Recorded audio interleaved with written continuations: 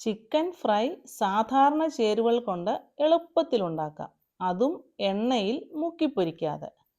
ഇനി ഇത് തയ്യാറാക്കാനായിട്ട് 1/2 കിലോ ചിക്കൻ ക്ലീനാക്കി എടുത്തിട്ടുണ്ട്. അടുത്തതായിട്ട് ഒരു പാത്രത്തിൽ 1 ടീസ്പൂൺ മുളക് പൊടി, 1/2 ടീസ്പൂണ് മഞ്ഞൾപ്പൊടി, ആവശ്യത്തിന് ഉപ്പ്, അതിൻ്റെ കൂടെ ഒരു നാരങ്ങയുടെ ജ്യൂസും എല്ലാം കൂടി നന്നായിട്ട് മിക്സ് ചെയ്യുക. മിക്സ് ചെയ്ത ഈ മസാലക്കൂട്ടിലേക്ക് ചിക്കൻ പീസസ് ഓരോന്നായി ഇട്ട് മസാല എല്ലായിടത്തും പിടിക്കത്തക്കവണ്ണം മിക്സ് ആക്കുക. മസാല പുരട്ടിയ ചിക്കൻ പീസസ് മാറ്റി വെക്കുക.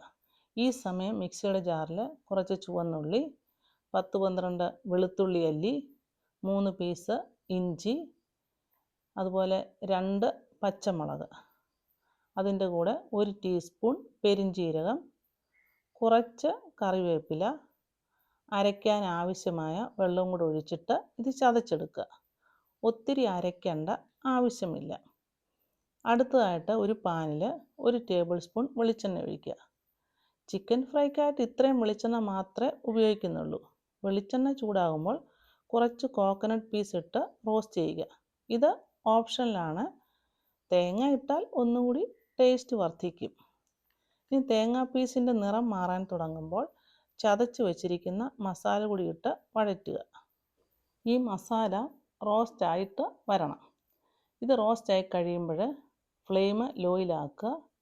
എന്നിട്ട് ഇതിലേക്ക് 1/4 ടീസ്പൂണ് മഞ്ഞൾപ്പൊടി, 1/2 ടീസ്പൂണ് കുരുമുളക് പൊടി, അതുപോലെ 1/4 ടീസ്പൂണ് മുളക് പൊടി എല്ലാം കൂടി ചേർത്ത് വീണ്ടും ഇളക്കുക. എരിവ് കുറച്ച് വേണ്ടവർക്ക് രണ്ടാമത് ചേർത്ത മുളക് പൊടി അവോയ്ഡ് ചെയ്യാം. മസാലയും റോസ്റ്റായി കഴിയുമ്പോൾ ഇനി ഇതിലേക്ക് ചിക്കൻ പീസസ് ഇടുക. കൂടെ കുറച്ച് ഉപ്പും കൂടി ചേർക്കുക. എന്നിട്ടിത് വീണ്ടും നന്നായിട്ട് മിക്സ് ആക്കുക.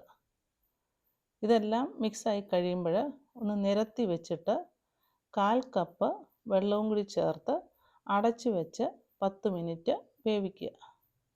10 മിനിറ്റ് കഴിഞ്ഞ് തുറന്ന് നോക്കുക. വെള്ളമെല്ലാം വറ്റി വന്നിട്ടുണ്ട്. ഇനി ചിക്കൻ പീസസ് ഓരോന്നായിട്ട് തിരിച്ചിടുക.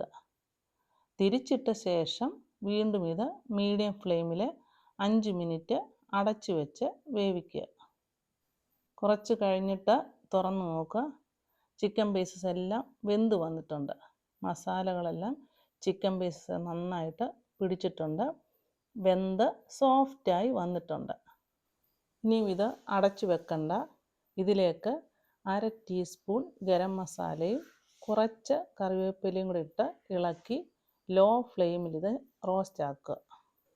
ഓയിലൊക്കെ താല്പര്യമുള്ളവർക്ക് ഈ സമയം കൂടുതൽ വെളിച്ചെണ്ണ ഒഴിച്ചു കൊടുക്കാം.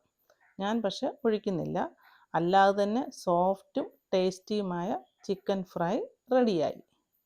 എണ്ണയിൽ മുക്കിപ്പൊരിക്കാതെയുള്ള ഈ ചിക്കൻ ഫ്രൈ നിങ്ങൾക്ക് ഇഷ്ടമായെങ്കിൽ ലൈക്ക് ചെയ്യുക, ഷെയർ ചെയ്യുക, കമൻറ്റ് ചെയ്യുക. അടുത്ത നല്ലൊരു റെസിപ്പിയുമായി കാണുന്നത് വരെ ഹാവ് എ നൈസ് ടൈം.